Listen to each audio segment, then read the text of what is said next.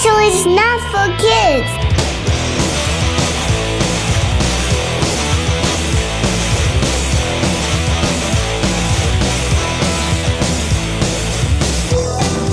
Tom, what do you think of the number 42? Whenever I see the number 42, I go, that's that number. That's it. You were saying it's kind of like 69 for you. I feel like 69 and 420 are kind of their own tier. Like 42 is like 42. Like, do we have to rank them? I feel like we got to rank every number, tier list every number.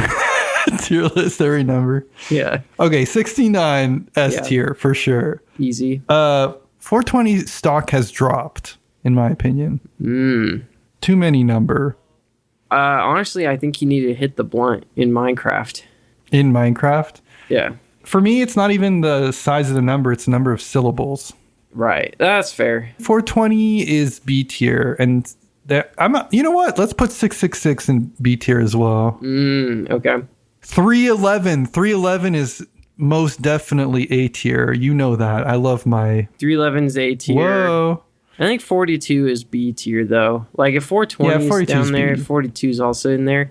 It's like seeing the number 42 doesn't make me mad. Yeah. Or it doesn't annoy me if someone goes, "Oh, it's the meaning of life" or whatever. But I'm just kind of like, it's like we all get it. Like I've read Hitchhiker's Guide, so I'm like not trying to be a gatekeeper, but I feel like more people need to start reading that book for real if they're gonna be acting like 42 has special power.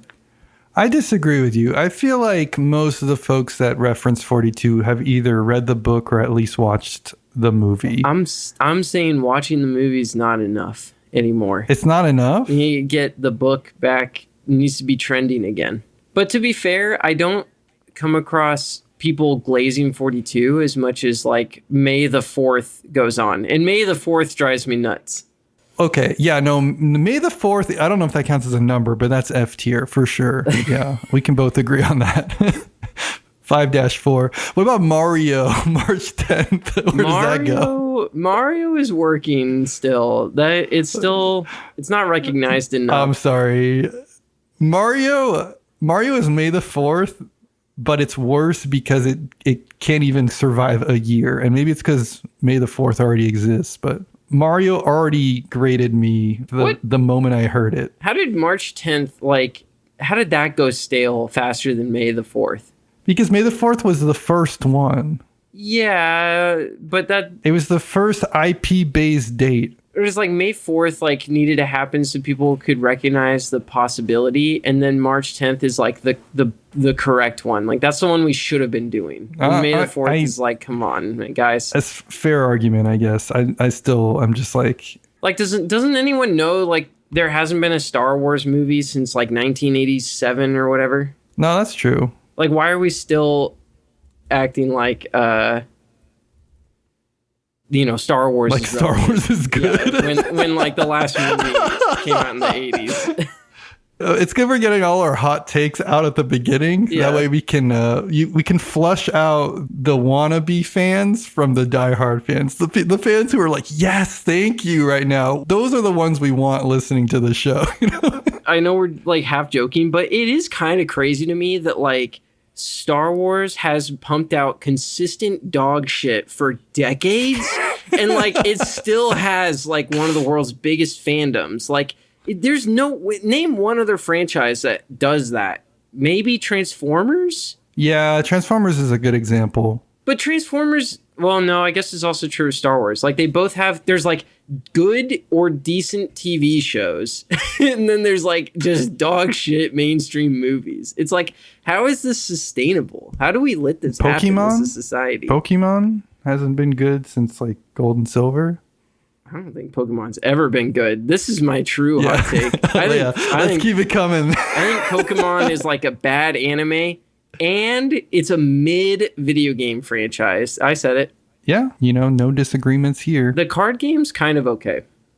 The card game's okay, especially for its target audience. Welcome to Shelf Stable, a podcast celebrating board games that have stood the test of time. I'm your host, Kenny Katayama. And I'm your other host, Tom Bowers. Weirdly enough, we don't actually talk about nerd culture that much on this podcast. We mostly just talk about board games on this podcast. And this week, we're talking about playing board games online, whether you should do it, whether you shouldn't. Before we get into that, we're just going to talk about some of the board games that we've been playing a lot recently. Kenny? Yeah. Thanks, Tom. Whoa, amber is the color of your energy. Tom, I got to play Babylonia from 2019, designed by Reiner Knizia. You heard of this guy?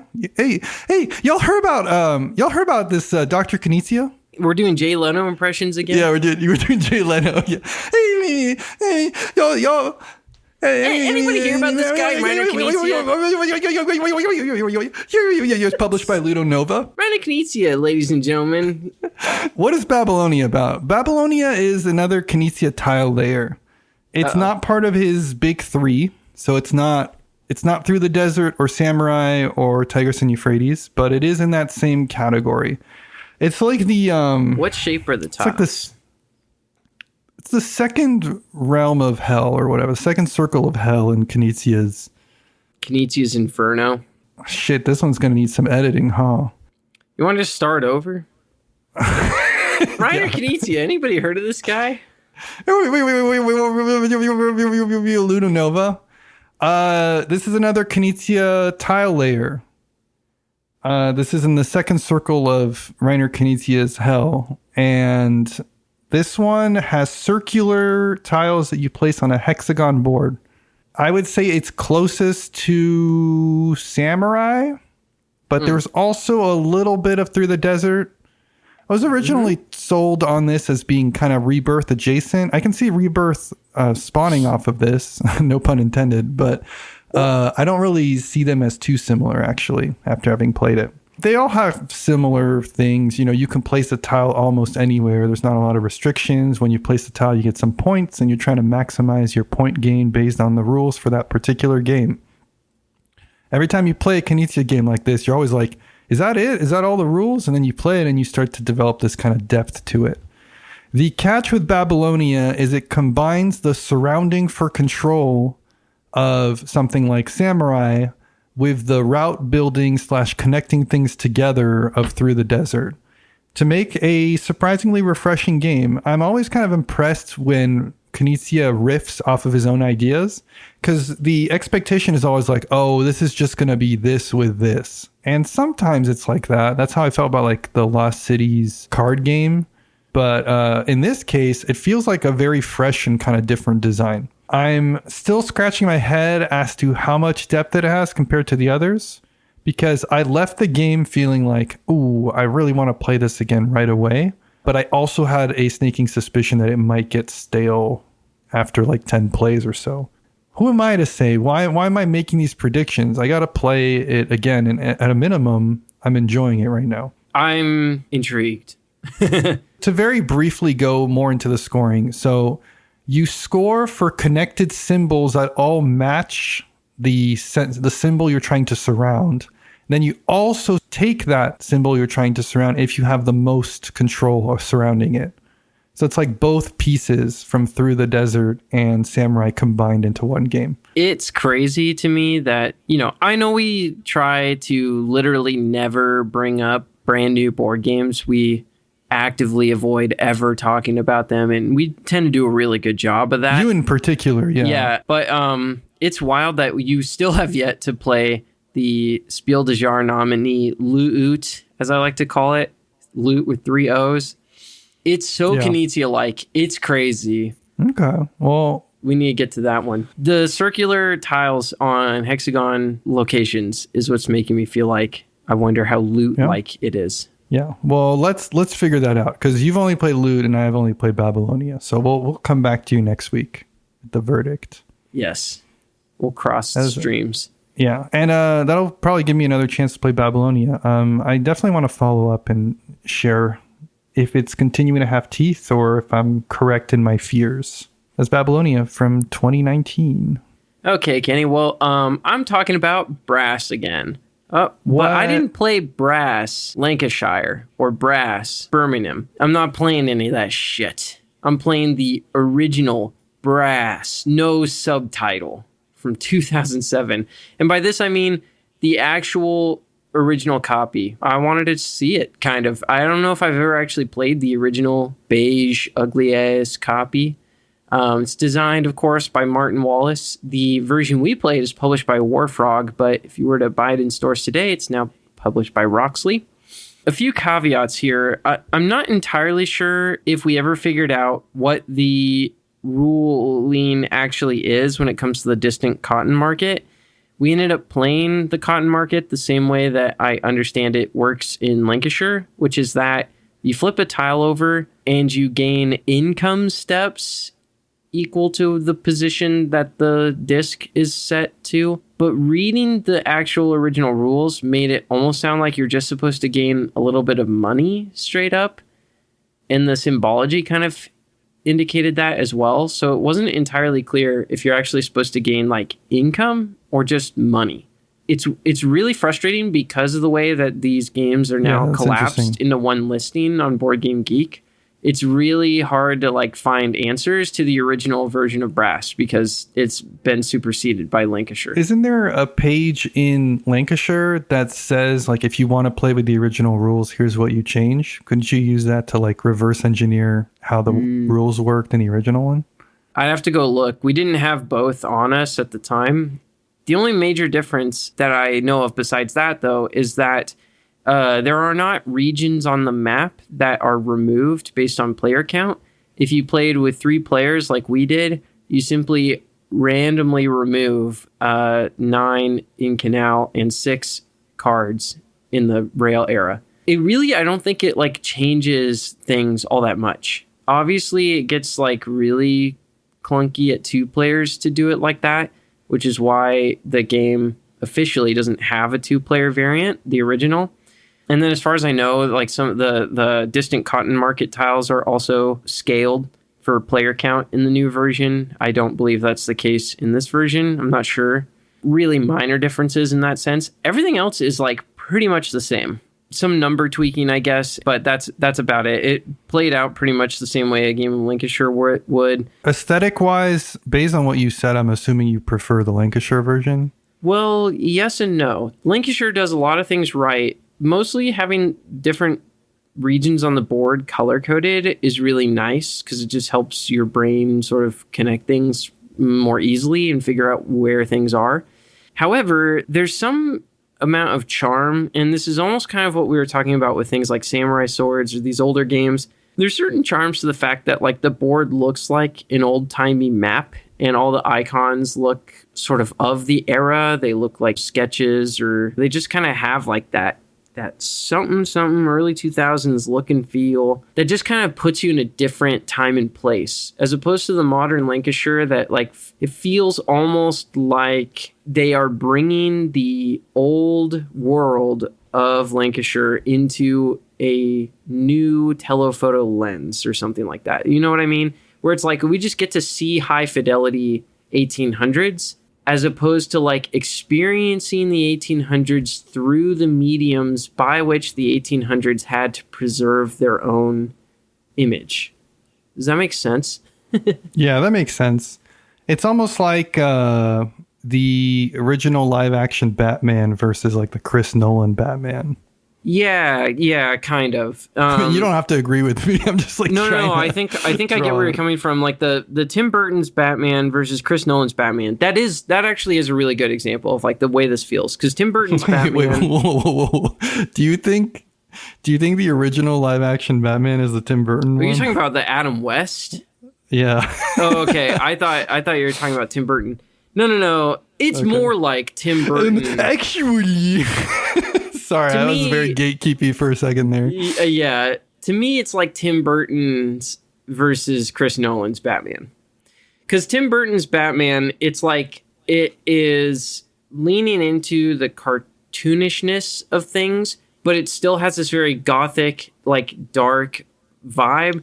But like everything's brightly lit. There's a lot of tripod shots. You go to Chris Nolan. Chris Nolan doesn't do a lot of handheld, but there is some, right? And it's like a lot of modern filmmaking techniques, right. Modern sound design. They look like the Joker could be like a person on the street today, you know? stuff like that. You would not see someone looking like Jack Nicholson in Tim Burton's Batman in real life, right? So it's a very different vibe. You clearly haven't shopped at Walmart recently, but that's fine. But that very much is like kind of the difference, I think, of the original Brass and Brass Lancashire, right? I don't know if I'm trying to tell people, go play like an original copy, but it's kind of like how like Hansa Teutonica like presents a certain experience, but then actually playing it feels like something else. I see. I feel like Brass, sort of lives up. Like it feels like a modern design. Oh, and there was one last thought I had, because we were talking before we hit record about White Castle. Thinky, puzzly, resource, question mark, shuffle around the points type games. And I'm like, what makes Brass stand out from a lot of those for me? And what I think it is more than anything is this feeling of tension and where it's like a race. And I feel like White Castle, I feel like a lot of other games in Top 100 don't have this where you're constantly jockeying for position in a very active way. Yeah, that makes sense. I just wanted that thought in there. Brass, 2007. Tom, I got to play Linko from 2014. This is a Kiesling and Kramer duo card game, originally published by Amigo, I believe. People are sleeping on Linko. This game is great. I've always heard about it in passing as kind of just like a light filler that's okay. Although Shut Up and Sit Down recently mentioned and talked about Linko in their covering of a bunch of Plate games. Plate did a printing of this. That's really pretty. But I'm here to say that Linko got teeth, okay? If you're a fan of like Scout or Dalmoody, it's another shedding-esque game. I'm kind of hesitant to call it a shedding game because you are shedding cards, but that's not always the goal. It's more about getting cards to stick onto the table. You're going to take turns putting any number of a number on the table.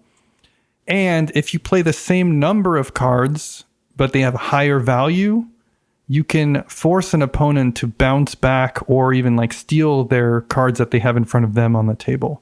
So there's kind of this dance of like, do I put this big set of a bunch of cards at the same time down because I don't think anybody can make me bounce it? Or do I put a small number because I feel like it's safe this time? And then, I can put this down to make them bounce that. But if somebody puts something higher, then they'll make me bounce my thing. It's very interesting. I haven't really played another card game like this. So needless to say, I was very, very surprised and very impressed with Linko. I would love to get it to the table again. I played a ton of games of Linko in the past week. And it's continuing to bring me a lot of joy. Every game of this that I played was with my spouse and my father-in-law. And my father-in-law went like undefeated for like 7 games or something. It was insane. He says he was just lucky, but I think there is a considerable amount of strategy involved too. And I think he's like underplaying the strategy aspect, or at least the tactics aspect. Like he definitely was doing something that we weren't. Maybe we were too much in our own heads or something, but like that's always a good sign. 7 games in a row is like that. There's definitely, what are the odds? Clearly there was something that he was doing that we weren't, and that's promising, right? If you have a game where you just get a random hand of 13 cards, but somebody's still able to pull through every time, I like that. That's a really good sign. So Linko. The only thing I would add as a caveat is like, don't anticipate it being the same as Scout. Go into it thinking this is a completely different card game than some of the other ones you have played, and that's where you're going to enjoy it the most. If you get into your head that it's like, oh, this game is like X, then you're probably going to be disappointed. Linko from 2014. All right, Kenny, I've played Monikers recently. This one from 2015, designed by Alex Hague and Justin Vickers, published by CMYK. I've never, until now, played the printed in a box version of Monikers.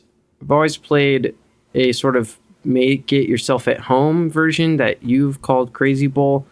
It goes by many other names. The difference between playing it by yourself at home and playing it out of the box is that all the prompts, are written for you, or you're writing them yourself. I found it fun and interesting that we got to basically pick a bunch of cards from a set of 10 that we were all dealt at the beginning to put into the central deck. Because even though it was all kind of chosen for us and they were all essentially like characters or places or things or whatever, it still sort of like reflected us as a group, like kind of what we wanted to put in the deck.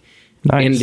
And it was interesting because there were like some people that were like really on top of like pop culture and knowing, you know, what all of these different things were. Like we had like Werner Herzog and Thomas Kincaid, Julian Assange, for example, like stuff like some people maybe they've heard of, they don't really know what it is. And it was interesting kind of seeing like the way in which some of them were worth like 3 points, some of them were worth 1 point, and it ended up making the charades level pretty fun. Yeah, how do you do a charades for Julian Assange? Yeah, exactly. Like you have to be like typing on Wikipedia, but obviously that's why it's like the third round, right? Right. By then, like at least we know what's in there. And so, and what was great was that we had like cyberbullying and Julian Assange and someone else who I think was like a writer. And so it was like there were like 3 different prompts where like the miming was like someone on a keyboard, basically. So nice. This game's just great, I guess. Like I kind of want my own copy in a box, honestly. Yeah, I'm really not surprised that there's so many iterations on this game. I still think Monikers is the best like in print version. This game almost like transcends printing in a certain sense. Like it feels like a game that should exist across cultures that people have come up with without even having any connection with each other. It just kind of has that essence to it. Yeah. Yeah, you just feel like you're accomplishing something amazing when you're able to guess off of like extremely obscure like behavior. Yeah, and there's just a lot of laughs every time because you start to develop in-jokes as you're playing it. Yeah, exactly. It's great. It's like it's literally the fun of this game is the intrinsic silliness that is going to come out of it, as opposed to like it being a what do you meme or Cards Against Humanity type experience where like the fun is allegedly the joke writing that was made up for you. Like there's no jokes in Monikers. It's fucking like WikiLeaks editor Julian Assange on a card, right? Yeah, it's like exactly. It's not inherently funny, but somehow it becomes funny as you build on that as a group, which is great. This Monikers from 2015. 100 games to play before you die. It's time for that part of the episode, Kenny, where we talk about the 100 games that you have to play before you die. And I gotta say this, my brother actually alerted me to the fact that there is an individual that I'm not gonna say his name because I don't want to end up inflicting our alleged curse on him. But let's just say in the 60s, he had a show named after himself. He was in Mary Poppins, and he is currently 99 years old. An actor. Tom, don't do this. He's out there. I wonder how far along he is. Just like Jimmy. In the games, not in his health. But maybe he'd be at game number 42, which it's kind of complicated because we wanted to be able to talk about Galaxy Trucker from 2007, designed by Vlaada Chvátil and published by CGE. But there's a bit of a problem lately. Yeah, so let's get into this, Tom. We're not going to talk about Galaxy Trucker. That's about as much as Galaxy Trucker gets because there's some developments in terms of politics around CGE. To summarize, CGE announced a bunch of new and reprinted games, and amongst those was a brand new version of Codenames Harry Potter. They had previously released a copy of Harry Potter Codenames in like 2018, and this Back to Hogwarts version is coming out here in 2025 with brand new rules and new content. It's a completely new game. Obviously, Harry Potter, contentious IP. We're not talking about the contents of the IP. I mean, the stories of Harry Potter. That's not what we're talking about. However, J.K. Rowling, and I was going to say recently, but this has been going on for a long while, right? This goes back to like 2018, if not further. That's like the first evidence that we have on the internet. Been kind of like pushing this trans-exclusionary radical feminist or TERF agenda, for lack of a better term. What is a better term? There really isn't one. I mean, the fact is that J.K. Rowling has always been at least a little bit problematic. Basically, as soon as she's found an outlet for herself on Twitter. Yeah. You and I were millennials. We grew up in the Harry Potter craze. I didn't actually read them as a child, but, you know, it was all around me. I was there for the release of one of the books. I don't remember which one. You know, I was like deep into it. Then I read The Order of the Phoenix, and that book was so terrible and long that I kind of got the wind taken out of my sails. There we go. Kenny had to find a way to insert his hipster cred here, so he did it. Well, I'm not going to get too much into that, right? Joanne Rowling has had an interesting experience on the internet, I think, ever since she's been on it. She's like probably one of the earliest Twitter adopters, as far as I know. But in 2018, what happened, as I understand it, is that she liked some post, an article by a transphobic, like not really news outlet, but just like some people that were publishing paper about gender conformism. And all she did allegedly was just like it, supposedly because she was going to read it, look into it more or something. And then that created a wave of backlash for her. And instead of kind of owning up to the way people felt and saying, like, you know, I understand why y'all would be upset, she sort of like doubled down on it and, you know, backed into this hole that became increasingly more and more like aggressively transphobic, to the point where we're at today. And it's just like pretty much all she does is like constantly push this hateful, spiteful rhetoric against trans people. And we're just not about that. Well, also financially supporting efforts to... Yeah, it goes beyond just like being an angry online person. She's a fucking billionaire that like literally pushes and promotes the exact political apparatus in the United Kingdom that is disarming human beings of their human rights, right? Yeah. It's kind of embarrassing, if not shameful, that CGE worked with the Harry Potter establishment at all. I can understand having done this maybe like 10 years ago, but we're talking about a new game. We're talking about a new revision. They would have had to rebuy this license. Business deals would have had to have been made where money exchanged hands and it went into the pocket of someone who, again, is robbing people of basic human rights. Yeah. It's just kind of sad that for them, no one along the way was able to say, hey, this kind of sucks, you know, like we shouldn't do this, right? As a community, I feel like we have no choice ourselves but to say, like, it's boycott time. Don't buy this, you know? And if you can even, and I'm sorry if I'm jumping the gun on this, was like, if you can, reach out to your friendly local game store, make it clear to them how this is making you feel, and say, you know, if there's any chance that they would be sympathetic as well and not carry this game even on their shelves, that would be a huge boon. But if you can kind of put that pressure on sympathetic stores. Since this kind of blew up, CG issued a non-apology of sorts. Well, the reason we decided to do this is because the wizarding world is so magical that the benefits people get from it are better than whatever harm may be inflicted by its creator. It shows a sort of short-sightedness that either bears ignorance at best or, you know, maliciousness at worst. And then they got a lot of backlash for that. Some folks kind of actively choosing to either censor themselves, like we're going to be doing, or going and actively confronting them. Gen Con is happening as we speak. Marceline Lehman, awesome designer, she put together a really, really good summary in this zine that she printed and did originally like a 100-page print run for Gen Con to kind of spread awareness of this decision that CGE made. Those instantly ran out. She printed another like print run of like 500 and had volunteers at Gen Con helping to fold them up. One of the most influential things you can do as an individual is to let the people know that A, you care about their games, you want to support them, but B, you will not, if they are doing things that are hurtful. People have to be held accountable for what they're doing. There was the non-apology that you referred to from CGE. And more recently, they said that we're grateful to everyone who engaged with us over the past few days, took the time to share their perspectives. Our aim was never to cause harm. We acknowledge that with our recent Codenames announcement. We have blah, blah, blah. Please bear with us as we figure this out. So it does seem like there's already at least a bit of reflection going on. And I do want to say that just because it's like we can appreciate that, it seemes like some amount of this is actually working on someone. Right. Yeah. No, I mean, we're having an effect already. This kind of pushback for them works. You hit them in a place where it affects them, it influences them. That's how you're going to allow for change and have them rethink whether or not this is the best decision. So where do we stand on this, Tom?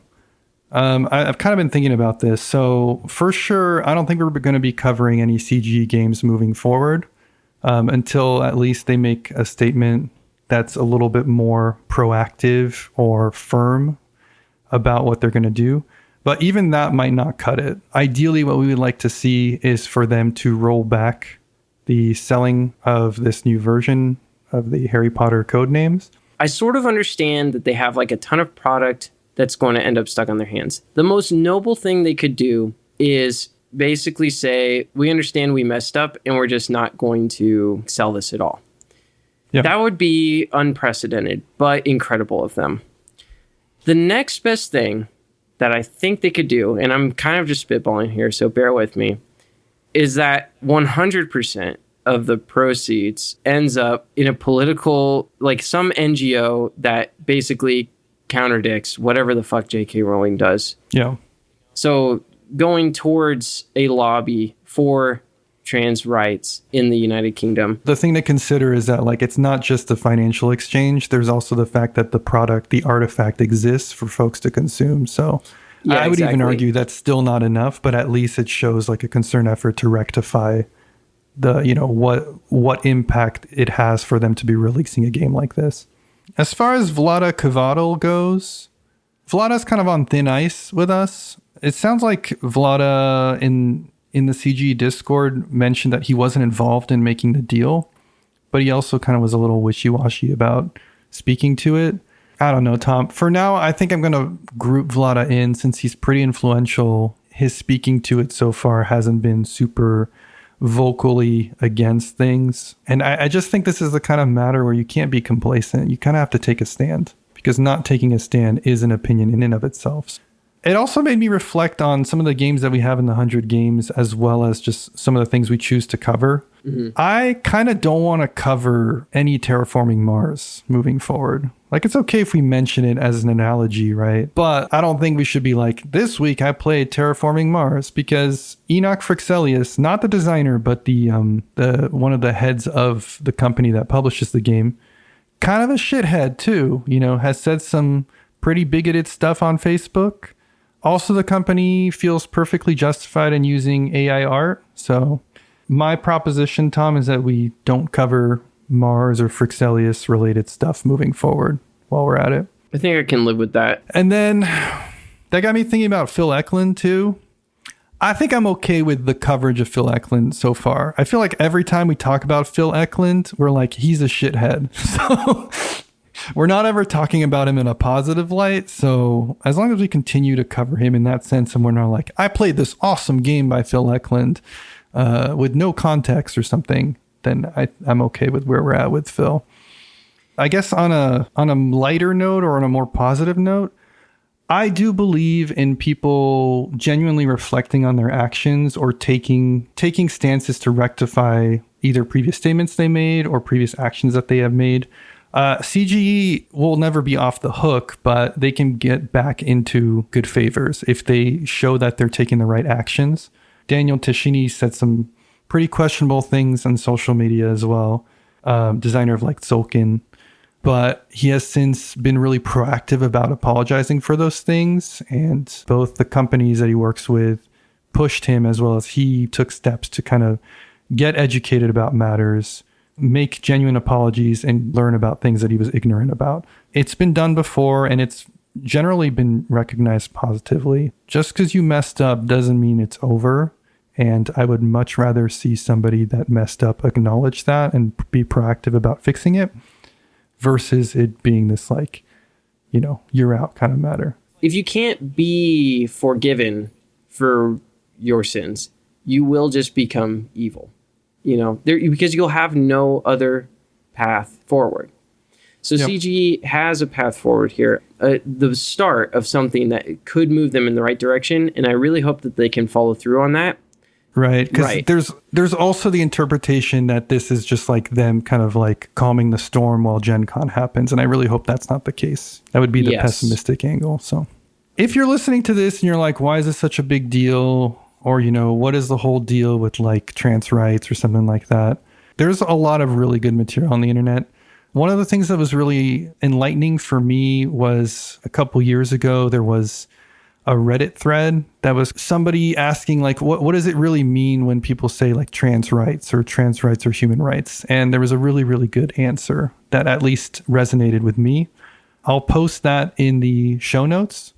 But the long story short, trans rights, it's not just a simple case of it being like physiologically related or socially related. There's a lot of implications that often get overlooked or reduced by folks that are not affected by them. The post does a really good job of summarizing a lot of those for folks who aren't familiar. In addition to that, the way that we handle rights for folks who are transgender transcends the topic of whether or not one is transgender or not. Because if we allow for the type of refusal of service that is related to these transgender policies, then we could allow for those kinds of policies in things that aren't related to trans people, whether that's racially based on income or anything else, right? You're opening the opportunity to say that other people don't have the right to certain types of health care because of X. So it's really important that we fight for trans rights, regardless of whether we are trans or cis. I think in essence, what you're saying is if you're sitting there listening to this and you're like, how does this affect me? I'm like a cis guy. I'm a cis gal. This is just whatever. You're wrong, essentially. The right to autonomy over your body is something we all deserve. An injury to one is an injury to all in this case. Yeah, laws imposed against trans people set a dangerous precedent for every cis person. So if you think this doesn't affect you, you're just wrong. And so you should definitely read the link and probably just read more in general. I'm always saying this. Go, I just want to listen to you talk about, Dookie and board games and Jimmy Carter. I don't think that we can ever separate politics from media as a general rule of thumb. I'm not a believer in that. And I think that by not addressing something, you are making a political statement in and of itself. So it was very important for Tom and I to talk about this matter. We appreciate your time and willingness to interact with it. I mean, enough of that very important, serious stuff. I'm not going to call it bullshit this time. It's time to get into the main topic of the episode. Back to comedy, okay? All right, We went very serious. Kenny, you got a Minecraft movie reference lined up for us? Chicken Jockey. Time to get into real meat and potatoes to this stuff. The main idea of the episode, and today we are talking about playing board games online. Why should you do it? When should you do it? Should you ever do it? Should you never do it? Do we do it? Do you do it? Playing board games online. Kenny, do you have opinions on this? I do. Name one. Medium is the message. Is that good? That's my opinion. No, but I'm just copying your opinions. Yeah. Well, let me try to guess what you mean by this. You're saying that part of how we interpret or we internalize something is via, like, this is like a media literacy comment, right? It's like how we internalize it is in part how it's displayed, I guess. Yeah, essentially. I lifted this idea from Jonathan Schindler. They posted in 2025, July 23rd, in Board Game Geek forums, a title, "The physical game and its digital implementation are not the same." They opened with saying Marshall McLuhan famously claimed that the medium is the message, right? And this is what you were saying. The way that we receive something is as important as the something that we receive, right? When you go and watch a movie, it's a movie. Its video game adaptation or vice versa is different. It's always an adaptation, right? Yeah.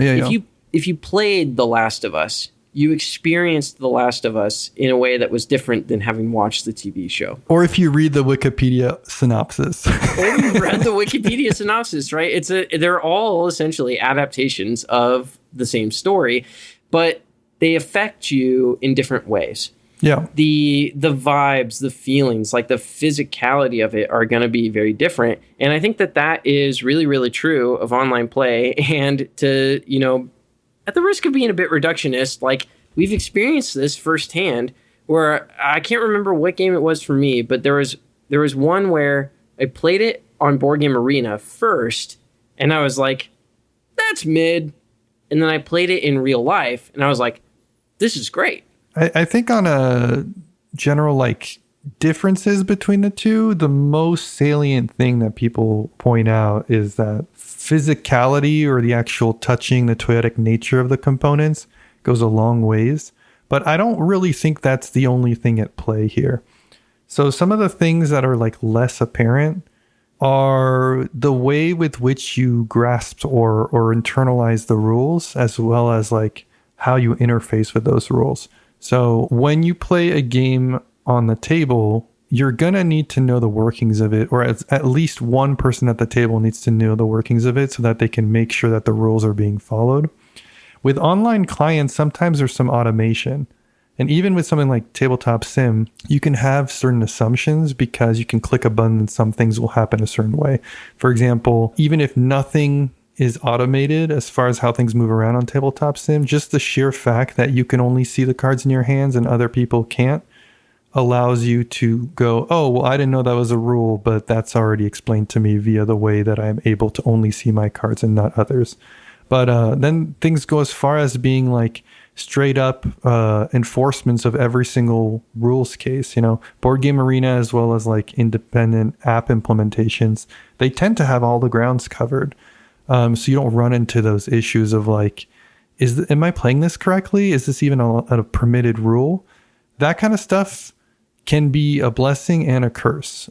On the one hand, if you know all the rules, you might have a better understanding of the form of the game. I know there's definitely games I've played on Board Game Arena where I'm like, I don't know what the hell is going on because I'm not really actually quote unquote learning it.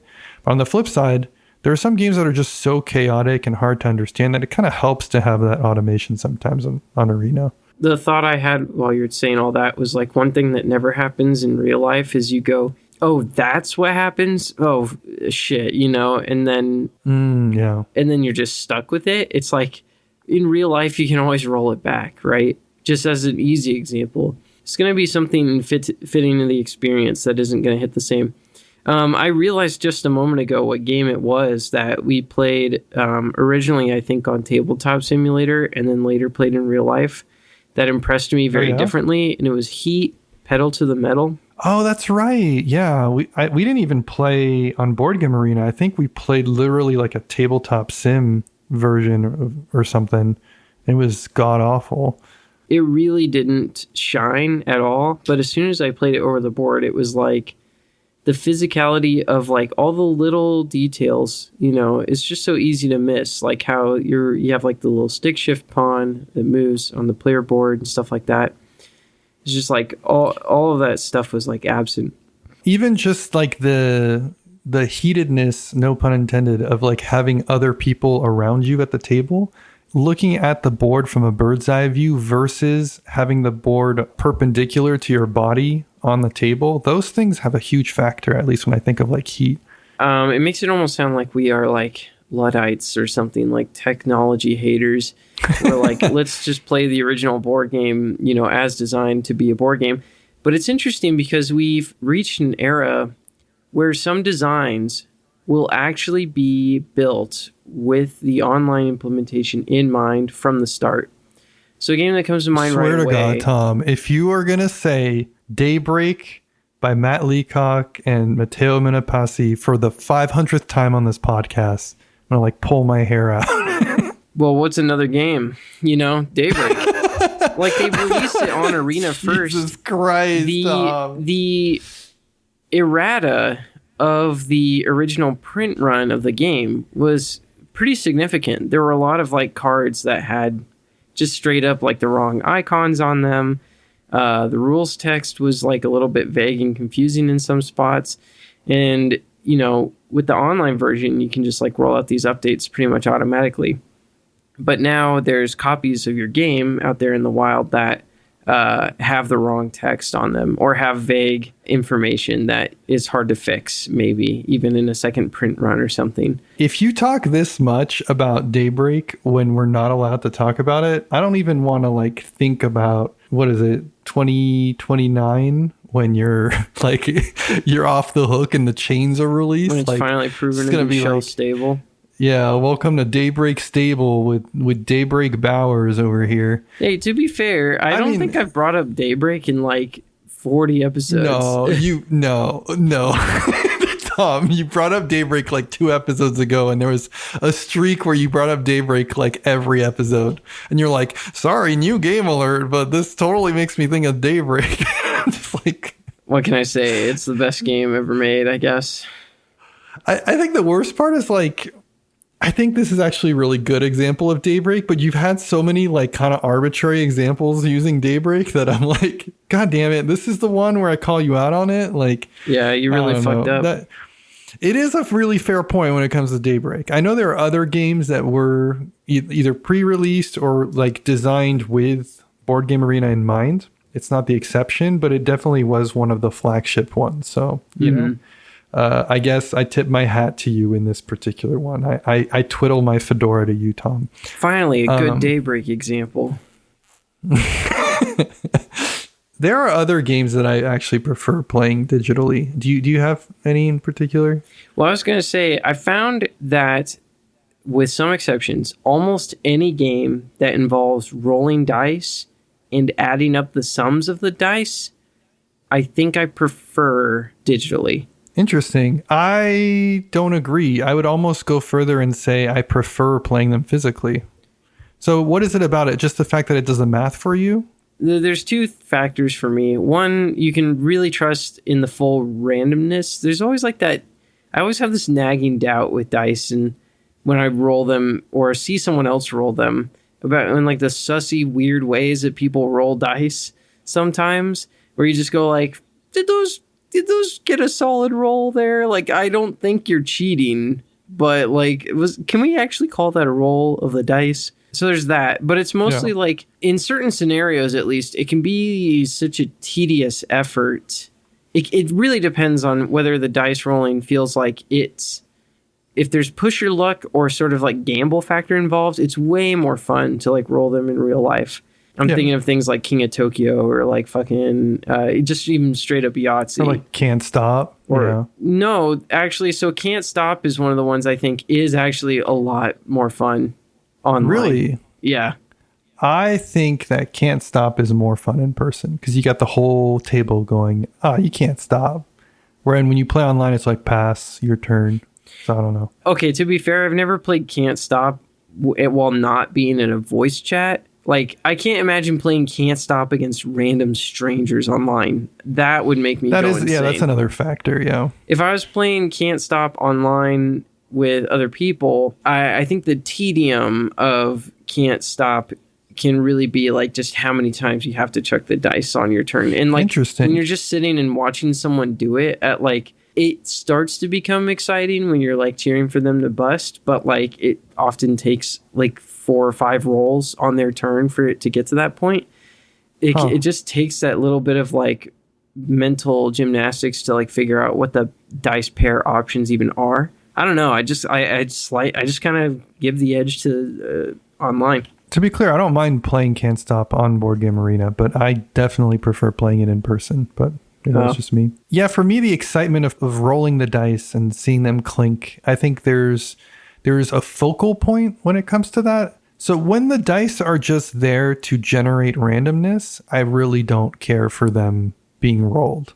Space Base, I don't get any excitement from seeing other people roll the dice. Mm-hmm. So I'm kind of like, let's just play it on Board Game Arena. But Memoir 44, where like the rolls are what matters on whether or not you hit or not, it almost ruins the game when you play it on Board Game Arena because it just becomes a number versus a focus.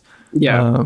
If the number should be an important part, I think it's better physically. If the number is just generative, then it should be online. Like, or not, it should be. I think it's preferred in that particular medium. That's again a personal take. So like, I think I'm essentially with you. Yeah, I guess we agree to disagree on Can't Stop specifically, but like Space Base and like Machi Koro, it's weird because like I don't think I would like playing Catan online all that much because you're like kind of losing something. But I think the other thing too with Space Base and Machi Koro is that like it's these big, mildly unwieldy piles of cards, you know, in a tableau. I think that's everything's like automated. Yeah, exactly. I think having all that kind of done for you is like another factor that's just kind of nice. Like, it's weird, right? There's just some kind of game feel where sometimes it feels like it's already so almost like intrinsically computer generation that you have to perform. When you translate that to just like having the computer do it for you, it's like, this is way easier, right? Or way more relaxed. Yeah, I think you're hitting. So you mentioned dice rolling as one you prefer online, but with some caveats. For me, the big draw for games that I prefer to play online or that I'm happy to play online is the automation of things that are not fun. To be clear, not the automation of everything, but the automation of specifically things that are just in the way of you being able to play the game. And other than that, the game being very similar. Examples that come to mind is Arc Nova. Arc Nova has like a lot of fiddliness when it comes to doing the upkeep or checking certain things, or even whether it's your turn or not. Because sometimes people can get so stuck in figuring out what action they take that when they finally do pick and they resolve their stuff, the other person doesn't realize because they're thinking about their turn, and you add downtime to a game that's already long. With Arc Nova, you get the little bell.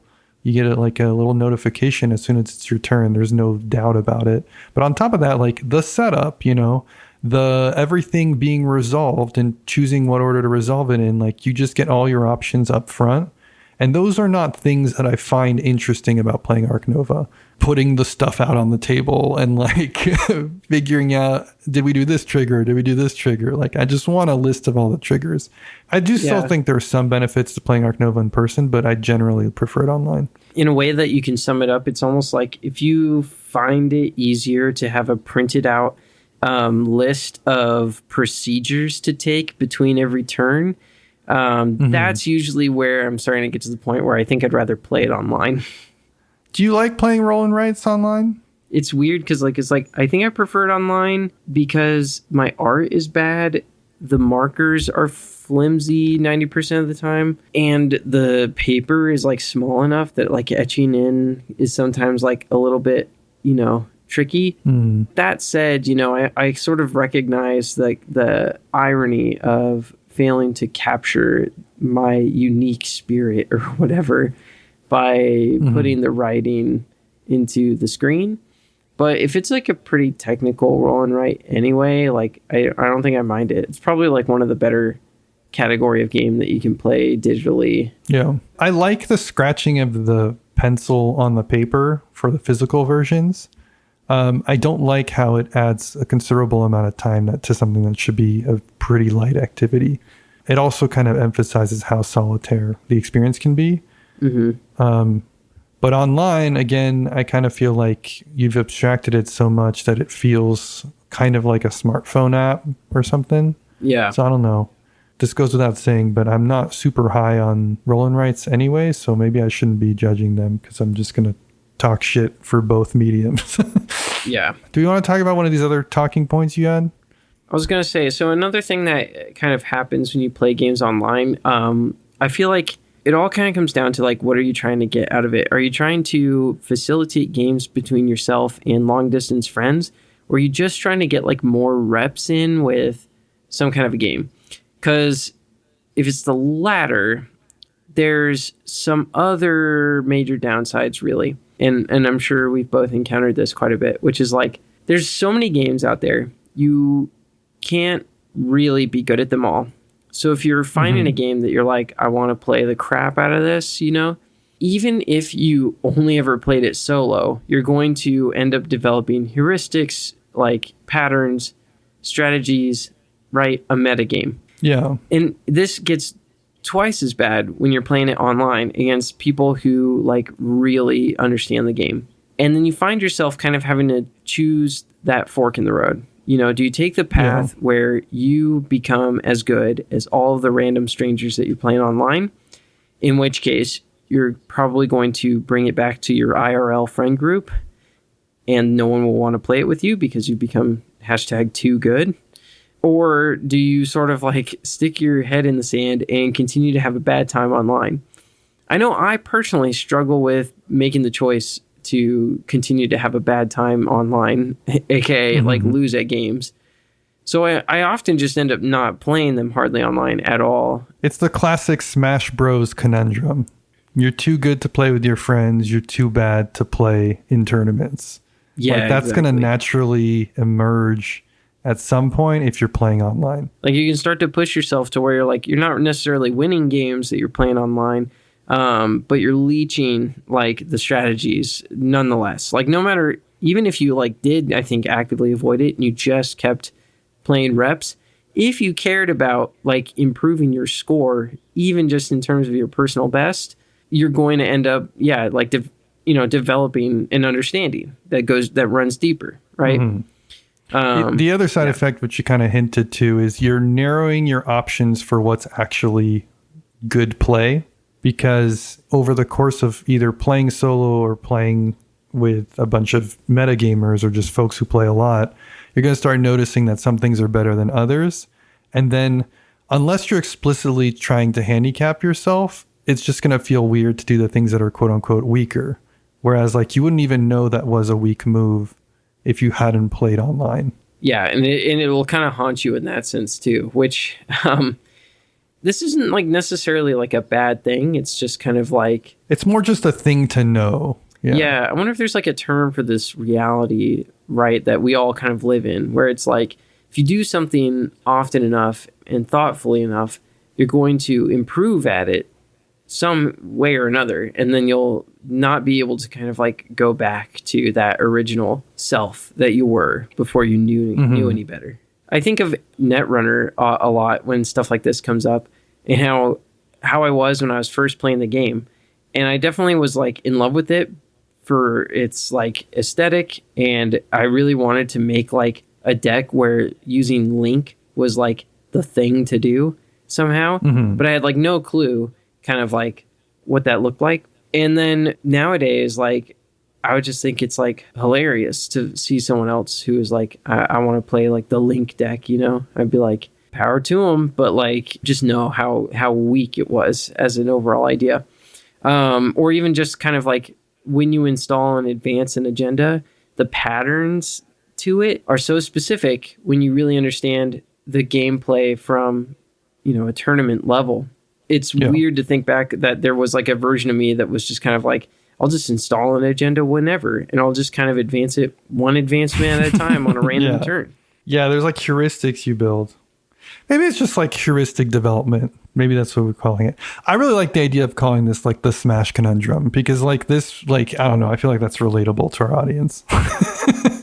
Tell us, do you play Smash Brothers? Every person that's like tried to wave dash knows exactly what we're talking about right now. Right. And as we all know, most of our audience has tried to wave dash.